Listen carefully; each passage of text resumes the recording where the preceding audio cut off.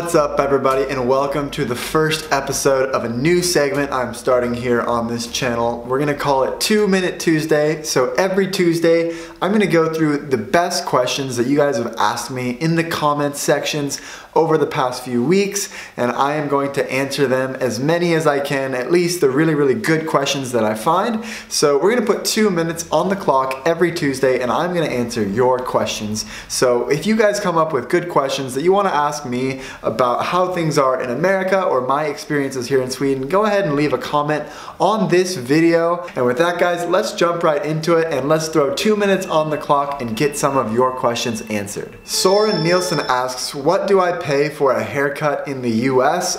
Typically I would pay between $15 and $20 at the most for a guy. Now girls can pay much more for a haircut, but typically I think that's pretty standard for a good quality haircut. Here in Sweden I pay between 150 to 200 crowns, which is definitely on the cheaper end of what I've seen, at least in Norrköping. There are a lot of places that charge much more for a haircut, and keep in mind that 150 crowns is about $18 and 200 crowns is definitely more than $20, so it is slightly higher for a haircut here, and that is at a cheap place here in Norrköping. Blion Siku asks, LOL, what? You guys don't have an E grade in America? Why would you skip over that?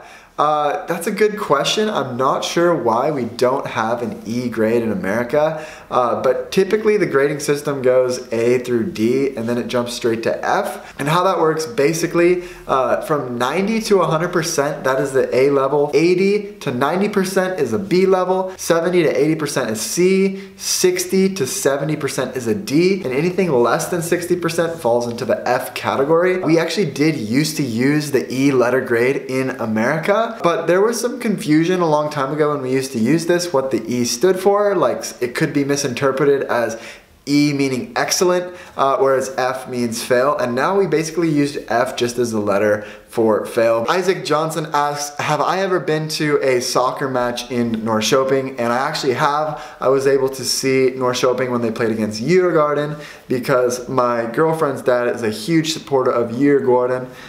So that was a really cool experience to see. It kind of reminded me of the professional soccer team that we have in Portland, the Portland Timbers, because the sizes of both stadiums are very comparable. The fan bases of both teams seemed like similar sizes, and the level of play also seemed quite similar. So it was really cool for me to see. I am interested in seeing some more soccer matches here in Sweden because I really did enjoy it. So that's all the time we have for this 2-Minute Tuesday. I hope you guys enjoyed it. If you guys have your questions that you guys want me to answer in the next video, leave those below in the comments section. And I'm really curious to see what you guys thought about my answers to these questions. And yeah, with that being said, I'm gonna wrap this video up. Thanks so much for watching, and I will see you guys in the next video. Domlin asks, hey Stefan, what do you think of Swedish/European beers compared to the American counterparts? Now this is a really good question. The area of America where I come from, the Pacific Northwest, is really known for having some really good breweries and a lot of micro breweries and different places and pubs and things. That's one of the things that I absolutely love about Portland. There's a lot of restaurants and things where they actually brew the beer in-house, and it can be really cool to experience those. We drink a lot of IPAs in Portland and a lot of darker beers, and in the summertime we do like to drink the Hefeweizens and lighter beers and those types of things. It's really interesting to me because I'd been to Germany several times before coming to Sweden. I actually lived there for a year when I was very young, but in Germany people predominantly drank Hefeweizens and very light beers, lagers, those types of things. I never really saw many IPAs in Germany, so that was really interesting. When I came to Sweden, I didn't think that they'd have IPAs in Europe. I know you guys pronounce them IPAs here in Sweden. In America, we say IPA. IPA stands for India Pale Ale. We always use the abbreviation. We don't say IPA where I come from. So I had never really experienced that before in Europe, and they actually have some really good IPAs here in Sweden. I have been really impressed with the quality beers that they have here in Sweden. When you go out and you do pay for one of those beers that cost 70 to 80 crowns at a restaurant, they're usually really good quality, and I've been really impressed. But then again, we do have really good beer quality where I come from. And every part of America that you go to, there's gonna be a lot lot of range of different beers depending on where you are. Like if you go down to San Diego, I've heard they have a really cool microbrewery culture as well.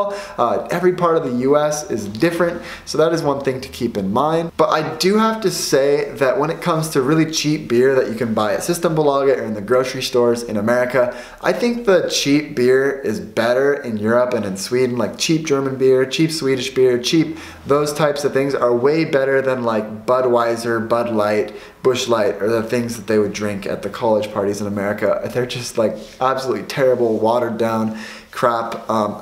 If some people like them, that's their preference. That's just my opinion. I think when it comes to cheap beer, it's definitely better in Europe, but overall I think both countries, when you look at like the nicer beers, both countries have really amazing beer selections.